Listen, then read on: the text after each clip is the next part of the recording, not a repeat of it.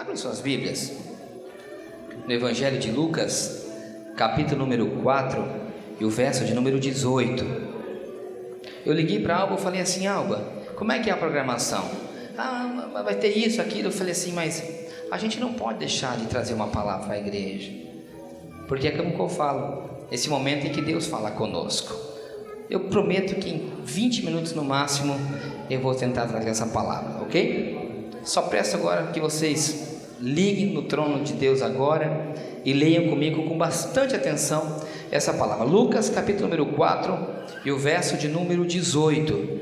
É uma passagem muito conhecida, mas Deus deu uma revelação em cima do que Jesus fala aqui nessa palavra.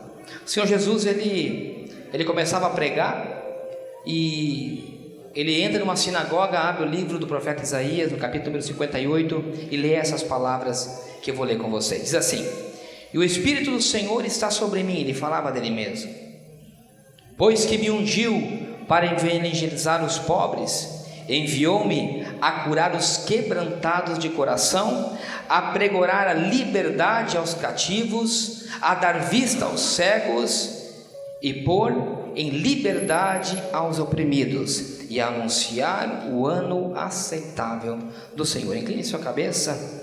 Pai, no nome de Jesus, eu fiz a leitura da sua palavra, Pai. Eu te peço agora, Senhor, que o Senhor acampe anjos ao redor da nossa igreja, Papai, arranque todo espírito de distração agora direcionado ao aniversário, e que teu Espírito Santo agora, Senhor, faça que a tua palavra, que a tua semente, ela seja cultivada agora em nosso coração. Pai, repreende toda ação do diabo para trazer distração e traga-nos, Senhor, uma ligação direta agora com o céu. Abra as suas janelas e derrame, Senhor, a sua glória sobre esse lugar através do poder da palavra, no nome de Jesus. A igreja diz amém. Praticamente a primeira pregação que Jesus fazia dentro de uma sinagoga, depois que ele estava começando a exercer seu ministério, ele diz essas palavras que são muito fortes. Você perceba que tem algo muito óbvio nessas palavras. Diz assim, o que ele falou? Eu vim para evangelizar os pobres. Quando ele fala dos pobres, ele não fala daquele que não tem dinheiro, ele fala para os pobres de espírito. Ele dizia assim: eu vim para curar os quebrantados de coração, eu vim para dar vista aos cegos. Ele não falava de uma cegueira física, ele falava de uma cegueira espiritual. Ele diz assim: eu vim a pregoar a liberdade aos cativos. Quando você fala cativos, você pode também falar aos escravizados, os dependentes químicos, aos alcoólatras, aos prostitutos, aqueles que estão realmente presos e escravizados. Catividade seria uma prisão, e isso engloba todas as coisas. E dar liberdade aos oprimidos. Perceba que todas essas palavras que ele diz, ele não diz ao homem físico, ele diz ao homem espiritual. Nós somos um ser tricotômico, teremos o corpo, a alma e o espírito. Porém, quando Jesus Cristo ele dá a sua primeira mensagem, ele diz que ele não veio para trazer uma liberdade carnal, ele veio para trazer uma libertação espiritual sobre a vida de alguém. É muito óbvio e direto. 370 anos o povo de Israel, o povo de Deus, o povo escolhido, vivia escravizado, oprimido, sem liberdade, escravizado no Egito, baixo a um jugo de Satanás, que era Faraó, obrigado a fazer tijolos, trabalhavam de sol a sol para construir pirâmides e castelos. A opressão era terrível sobre a vida do povo de Deus, o povo escolhido por Deus. Diz a palavra de Deus que não somos nós que escolhemos a Ele, e sim eles que nos escolheu a nós, a cada um de nós. Somos escolhidos de Deus. Eu e você somos escolhidos do Senhor. Aquele povo tinha sido escolhido a dedo, cada um deles. Porém todos estavam presos, todos estavam escravizados. Comiam, bebiam muito bem, se alimentavam fartamente, porém não tinham liberdade. Chega um momento da história que diz que a opressão era tão grande, a falta de liberdade que aquele povo tinha de cultuar, a opressão, a escravidão em que eles viviam era tão grande, a opressão, o quebrantamento de coração, a cegueira espiritual em que eles estavam, porque eles não tinham liberdade de poder ver o horizonte um pouco maior do que as fronteiras do Egito. Cegueira, opressão, quebrantamento de coração, é o que aquele povo passava. Então eles começaram a clamar a Deus, e a presença de Deus ela não existia, porque quando nós estamos em escravidão, quando nós estamos oprimidos, quando nós estamos presos, sem liberdade espiritual, não existe presença de Deus, porque diz a palavra do Senhor: aonde há o Espírito de Deus, aí há liberdade. Isso me faz entender que aquele povo vivia numa escravidão sem liberdade. Então é muito correto entender que ali não existia a presença de Deus, até mesmo porque no Egito se adoravam outros deuses. Ali a cultura era totalmente diferente. Ali era um povo politeísta, adoravam muitos deuses. Havia obstinação sexual de todas as maneiras dentro do Egito. É aquele povo que um dia tinha ouvido falar de um Deus que lhe daria uma libertação, lhe traria liberdade, lhe traria alegria, lhe tinha prometido uma terra na qual manaria leite e mel. Se encontrava numa situação dizendo assim: o que é que eu estou fazendo aqui? Passa dia, durmo e levanto, só como e bebo. Como e bebo com fartura, a minha mesa é farta. Tenho o alimento de todas as partes sobre a minha mesa. Posso comer o que eu quero, só que não tenho liberdade. A única coisa que eu quero é desaparecer. Não tenho vontade de vir para minha casa. Estou no meu trabalho e não tenho vontade de entrar na minha casa. A única coisa que eu quero é um gole de cerveja, um futebol com meus amigos. A opressão ela é muito grande. Tem comida na mesa, porém não tem liberdade. Eu olho para a sociedade de hoje, que eu vejo muito parecida com a sociedade do Egito. Somos obrigados a trabalhar de sol a sol por um prato de comida. Somos escravizados por uma sociedade economista e capitalista. Não temos a liberdade. Somos obrigados a cumprir horários que a sociedade veio colocando. Sabe por quê? Por um prato de comida e por um copo de água. Aqueles que conseguem alcançar isso. Muitos trabalham de sol a sol e nem isso conseguem. Penam para pagar uma luz e uma água. Sem contar aqueles que estão escravizados, assim como eu disse, no álcool, na droga, na prostituição, na pornografia. Não tem liberdade no adultério. Ficam presos a um controle de um celular. Presos porque se a mulher pegar o celular dele, a qualquer momento, ele pode receber uma mensagem a qual ele vai denunciar. É escravizado por um aparelho de praticamente 6 a 7 centímetros. Oprimido. Esconde o telefone e não tem a liberdade de dormir tranquilo.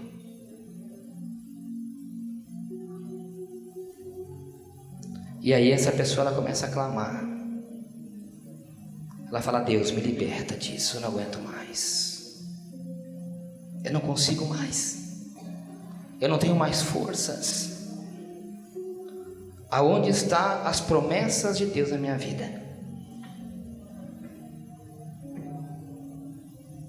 E quando aquele povo começou a clamar, diz que o Deus que ele tinha escolhido a cada um deles, um a um ele escolheu a dedo. Diz a palavra do Senhor que ele levantou um homem chamado Moisés, que os tirou, libertou de uma maneira poderosa e milagrosa. Deus faz com que aquele opressor, aquilo que oprimia aquelas pessoas, os liberta e deixa ir, inclusive, praticamente ricos, levando coisas. Interessante é algo que eu aprendo logo nesse começo. Escute, meu irmão, você está cansado de saber que o faraó é Satanás? Você está cansado de saber que Moisés é um tipo de Cristo? Que o sangue que foi derramado por aqueles cordeiros, pelo anjo da morte, para não matar os primogênitos, significava o sangue de Cristo trazendo libertação. Você está cansado de saber que Cristo é o que te liberta. A libertação é milagrosa, porém eles tiveram que marchar em direção à terra prometida. Cristo te liberta, agora aquele que tem que dar o passo para sair da opressão do inimigo e do diabo é você. É você que tem que dar os passos. É você que tem que dar os passos para sair desse inferno e dessa escravidão que você está. Cristo, Ele te deu libertação. Você não precisa pagar promessa, você não precisa pagar penitência. O simples ato de você confessar a Jesus Cristo como seu único e suficiente salvador da sua vida lhe dá toda a liberdade. Aonde é o Espírito Santo do Senhor, aí há liberdade.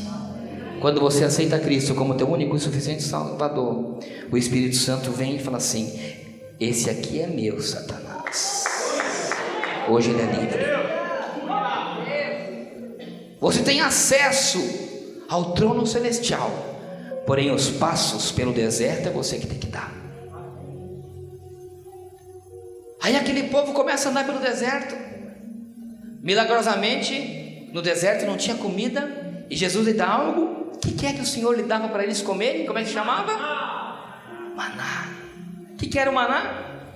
Era como uma semente de coentro, que durante a manhã, assim como uma resina aparecia no chão, como orvalho, eles recolhiam aquilo ali, trituravam, e daquilo ali faziam um pão, faziam o que eles queriam, alguns bolos, diz que eles faziam com aquilo aí, e esse era o alimento que Deus dava. Eu já estou chegando no medular da palavra, mas preste atenção. Eu vou terminar bem rápido. Chega no momento da história, no capítulo 11 de Números, e há algo muito interessante nessa palavra. Verso número 5. Diz assim a palavra do Senhor, que aquele povo se levanta, cansado de comer maná. Ele diz assim: que saudades que eu tenho do Egito. Lá eu comia peixe. E olha como Deus é detalhista. Lá eu comia cebola e comia alho.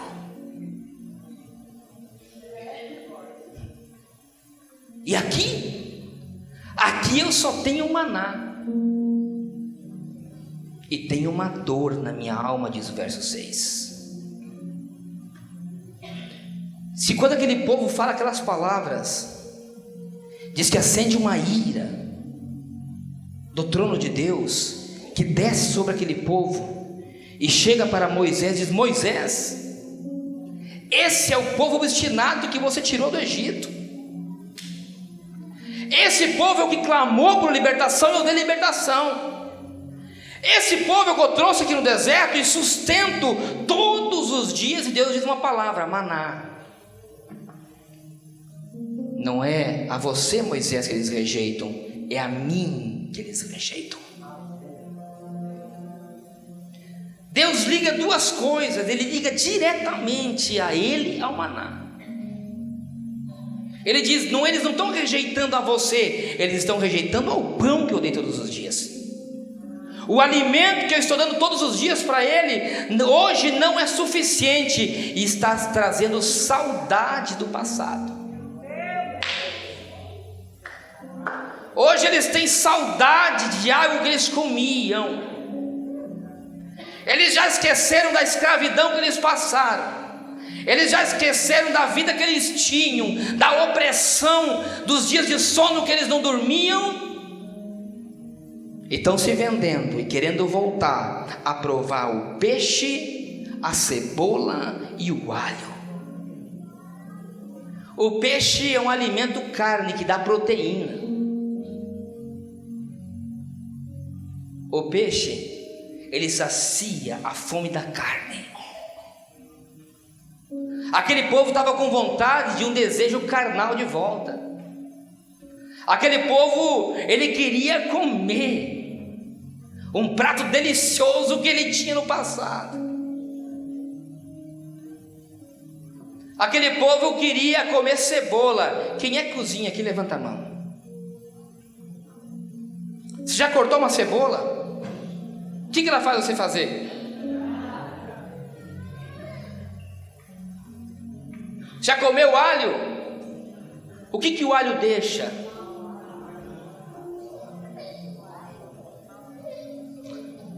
A única coisa que o diabo tem para te oferecer, ele quer te dar um prato saboroso. Sabe por quê? Ele quer saciar sua carne, ele quer te deixar tua boca suja com mau hálito e quer fazer você chorar no Egito.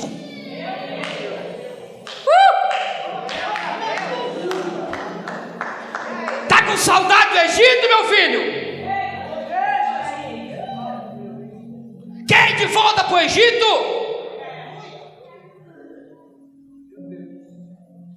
Quer comer carne de volta? O prato está cheio. Só que depois tem cebola e tem alho para você. Sabe por que o diabo dava comida boa para eles?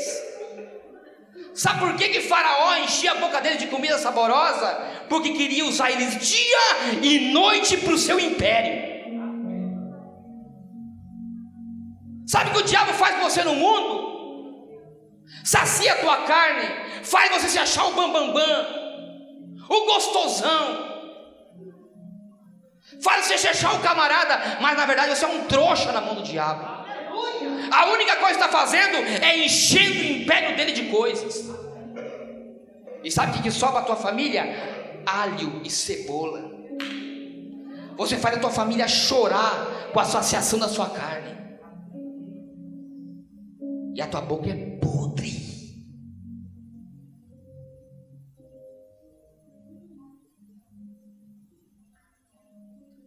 Sabe que quando aquele povo tem aquele desejo do Egito de novo, sabe o que acontece? Deus fala assim para Moisés: Moisés, eu não ando mais no meio desse povo.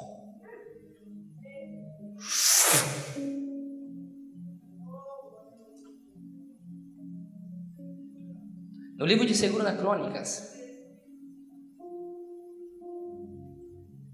quando a arca do concerto é roubada das mãos do povo de Israel, se quando Eli, o sacerdote, recebe a notícia, ele cai de costas, a sua nora estava grávida, e quando ela vê que o seu esposo e o seu sogro tinham morrido, ela dá luz a um filho. Aquele filho ela coloca o nome de Icabô, que significa saiu a glória de Deus. A glória de Deus sumiu e acabou a glória do Senhor. Quando você sai da presença, quando a presença de Deus sai da sua vida, acontece algo chamado Icabô, foi a glória de Deus. Interessante que acabou é a mesma palavra usada no capítulo 14 de Números, que diz que quando Moisés começa a indagar com Deus. Interessante, esses dias eu li essa palavra, minha esposa, antes de me falar, que tremendo, e eu falei: pastor Herbert, lá na casa dele, essa palavra fala muito comigo, que diz Deus assim: o povo que você tirou do Egito, Moisés, ele fala assim: o meu povo é o teu povo. Você não fala face a face comigo, Deus? Não é o meu povo, é o teu povo. E se você não for comigo, eu não vou à frente desse povo. E sabe que eu aprendo algo muito tremendo, que eu como pastor e o senhor como pastor, a responsabilidade de conduzir nós temos. É minha a responsabilidade diante de Deus. Agora, de ficar na presença de Deus é tua e não minha. A responsabilidade de ficar no deserto comendo maná é tua e não minha. E por isso que não adianta botar culpa no pastor, que a culpa de você sair da presença de Deus e do cabote sair de você é tua e não minha. Quem pega o prato é você, não é o teu pastor.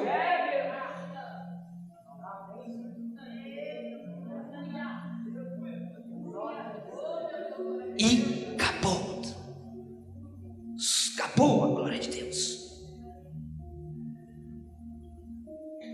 some a glória de Deus. Escuta, enquanto você está no deserto com Deus, longe do Egito, o Espírito Santo está contigo. E olha que coisa tremenda, quando eles desejaram, estou chegando no que eu queria dizer, onde que eu li o primeiro versículo, Jesus ele fala que ele vem trazer liberdade para quê? Para os cativos de coração, para os que estão presos no Espírito, para os que estão cegos espiritualmente. Só que eu e você como homens, nós só queremos a libertação carnal do Egito. Nós queremos vir a Deus, sabe por quê? Para que Ele nos cure a nossa carne.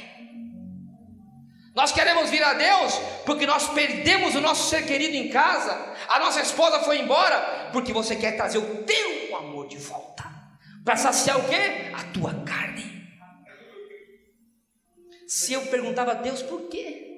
Você acha que Deus, com todo o poder e glória que Ele tinha, você acha que Ele não poderia fazer todo dia, assim como Ele fez, vir codornas sobre o povo, eles comer codornas até onde eles queriam? Você acha que Ele não podia fazer eles caminharem aonde que um dia Ele bateu o cajado numa rocha e brotou água? Você acha que Ele não podia fazer uma manada de boi, de ovelhas aparecer na frente para que aquele povo possa comer carne? Por que só maná? Um alimento para o dia, um tipo. Sabe por quê? O que Deus queria ensinar para aquele povo, que aquele politeísmo que havia no Egito, hoje havia um Deus na vida dele, havia um alimento que saciaria a fome dele, só haveria um, e o nome desse alimento é Jesus Cristo. É Jesus Cristo na sua vida, Ele é o maná. Você tem que ficar preso na presença dele. Enquanto você está com Ele, a presença de Deus é contigo. Quando você começar a lembrar dos pratos do Egito, da onde você estava escravo, e acabou na sua vida o maná. O que Deus queria ensinar a dizer: hoje vocês são dependentes meu. Mas não é dependente carnal de saciar a fome. Ele queria dizer: se vocês estão comigo, se vocês estão ligados no meu espírito, eu vou levar vocês a uma terra que mana leite e mel. Sabe o que é o interessante? Que cabô no hebraico tem um significado muito forte. O primeiro significado é peso. Peso. O outro significado é honra. O outro significado é glória. O outro significado é riqueza. Isso quer dizer que quando a presença de Deus ela vem sobre a sua vida, ela vai trazer honra, ela vai trazer glória, ela vai trazer riqueza, ela vai trazer força sobre a sua vida. Acabou o peso.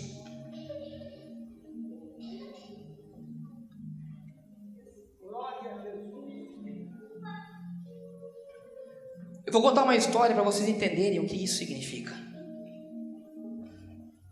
E com isso eu vou finalizar. Eu li uma vez uma história de um homem de Deus. Porém, por um problema que ele tinha, ele engordou demais. Ele ficou muito gordo, mas ele era um homem de Deus.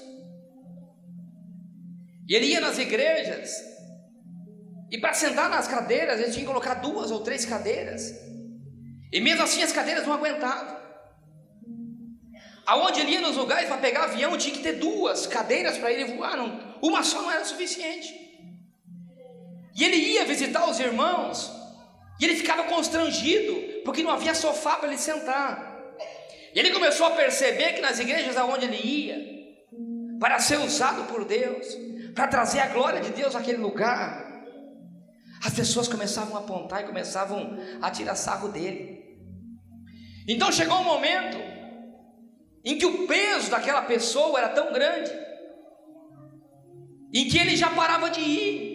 Ele falava assim: não, eu só vou hoje nos lugares aonde tem uma cadeira preparada para mim, para o meu peso, para me aguentar, porque eu não quero passar vergonha. Eu não quero ir naquela igreja para ser ridicularizado. Meu irmão, e quando li aquela história, o Espírito Santo falou tão forte comigo. Aquele homem é pesado, Acabou é peso. Olha que coisa tremenda, meu irmão. Quantos, glória de Deus, pesado como aquele, quer visitar a sua casa, mas ele não senta porque você não tem uma cadeira preparada para ele, para o peso que ele tem na sua vida. Enquantos que ele quer visitar, em quantas casas que ele quer entrar, em quantos templos o Espírito Santo quer entrar, por ele acabou, ele é pesado, e você não tem estrutura para aguentar o peso dele. Sabe por que ele não senta? Sabe por que ele não entra na sua vida? Porque ele tem medo de ser ridicularizado. Porque quem sabe ele senta na cadeira do teu lado e a tua cadeira quebra. E ainda quando quebra, você tira um sarro dele. Sabe que cadeiras são essas? São as brechas que nós damos de prostituição, pornografia, álcool, falta de compromisso com Deus. Quantos cabos, quantas glórias de peso de Deus que Ele quer descender sobre a igreja, e as igrejas não têm estrutura para aguentar o poder e a glória que Deus tem. A glória não acontece na igreja, e a culpa é do pastor que não pregou, a culpa é do missionário do reteté que não rodopiou. Não, a culpa é que não tem cadeiras preparadas na igreja para aguentar o peso de Deus.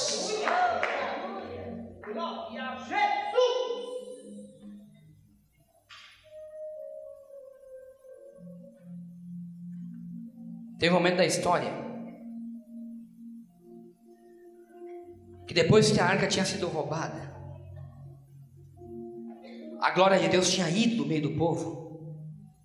O povo de Israel, pela pessoa de Davi, recupera a arca, traz de volta para Jerusalém. E Davi diz assim: eu tenho que construir um templo para colocar essa arca.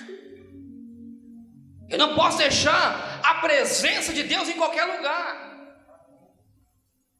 Eu não posso deixar a presença de Deus ficar em qualquer lugar sem cuidado. A presença de Deus na vida de alguém requer cuidado especial. Se você não cuidar da presença de Deus na sua vida, e os desejos do Egito da sua carne começaram a fazer lembrança, meu irmão, escuta, cada vez que o diabo começar a trazer lembrança do teu passado, você repreende, porque isso é o Egito querendo te levar de volta. Cada vez que um período de nostalgia vier na sua vida, para você ver passagens fotográficas do teu passado, cada vez que vier lembranças da tua vida, quando você passa na rua de boteco e você enchia a cara com o teu amigo, e quiser vir aquela lembrança sobre você, cuidado, porque é o Egito te chamando de volta. E se você voltar para lá, e acabou. Davi traz a arca de volta, mas seu filho Salomão faz um templo.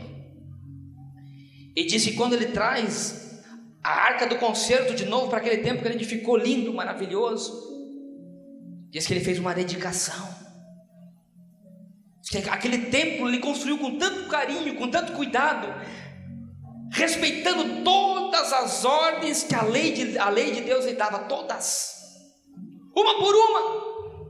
Todas as regras que Deus dava para ele construir o templo, ele obedecia. Quantas ordens de Deus você recebeu para a sua vida? Quantas?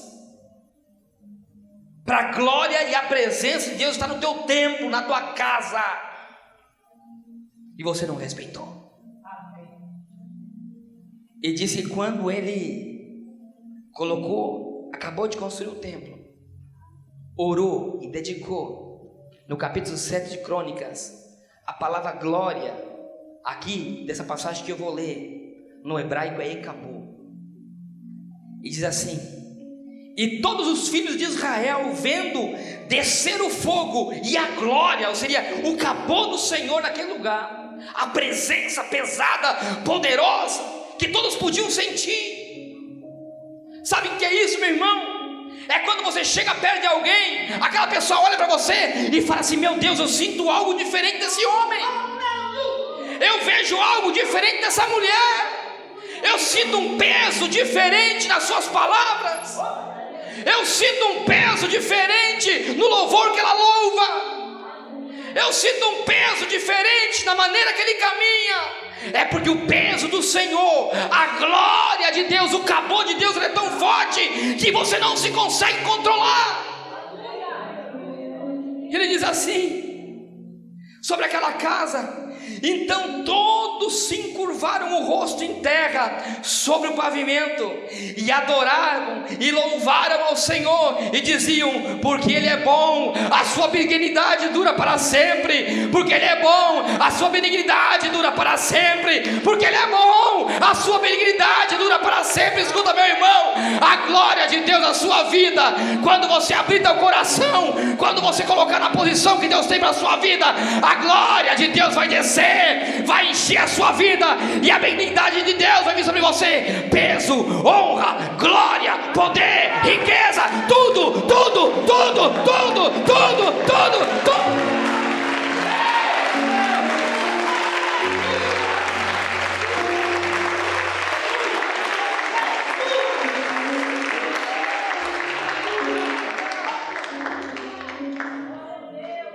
Aleluia.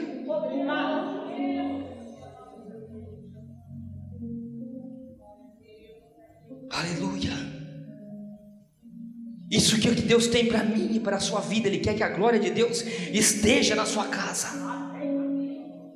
E eu vou terminar essa mensagem no domingo de ceia. Sabe por quê, pastor? Porque eu vejo a igreja doente, pastor. Eu me preocupo. Sabe por que não tem presença de Deus, Marcinha? Sabe por que não existe glória de Deus sobre a igreja? Sabe por quê? Porque a igreja está doente. Sabe por quê? Com coisas do Egito. Vem para a igreja, se converte, mas o velho homem continua no Egito. Uma igreja que não perdoa, uma igreja que guarda rancor de passado, uma igreja que traz lembrança do Egito. É uma igreja doente. Uma igreja cheia de divisão, uma igreja escravizada dentro de um sistema religioso criado por mão de homens, e sendo que a palavra é muito clara, dizendo que Deus ele não habita em templos levantados por mão de homens, e sim por templos feitos por um coração liberto, livre e cheios da presença de Deus.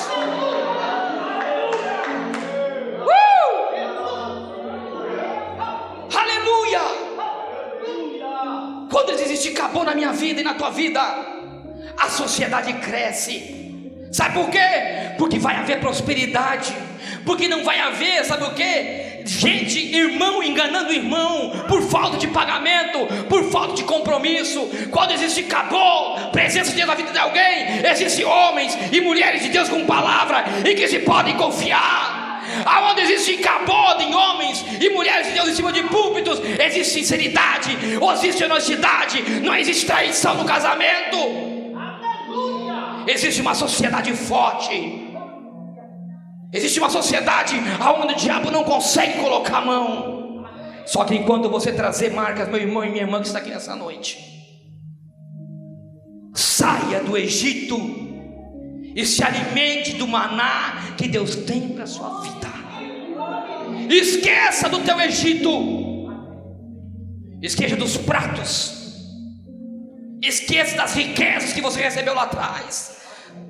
Saiba que Jesus tem para você, não que Ele tem na sua primeira palavra: eu tenho que dar vista aos cegos. Ele não quer você um cego espiritual como você era no Egito.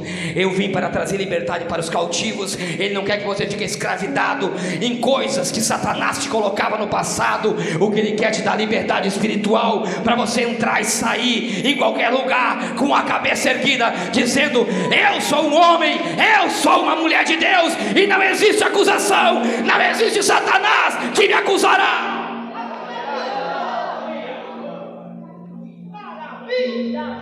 E eu vou falar no domingo sobre o que te ata lá no passado. Sabe o que é? São os problemas da tua alma. As feridas que você tem te deixam atadas ao Egito. As feridas que você tem te fazem ter vontade de volta de comer alho, cebola e peixe, porque ainda você tem coisas que já te atam ao passado. Mas Jesus, Ele quer te dar um maná. Por isso que Ele dizia que Ele é a palavra, Ele é o alimento.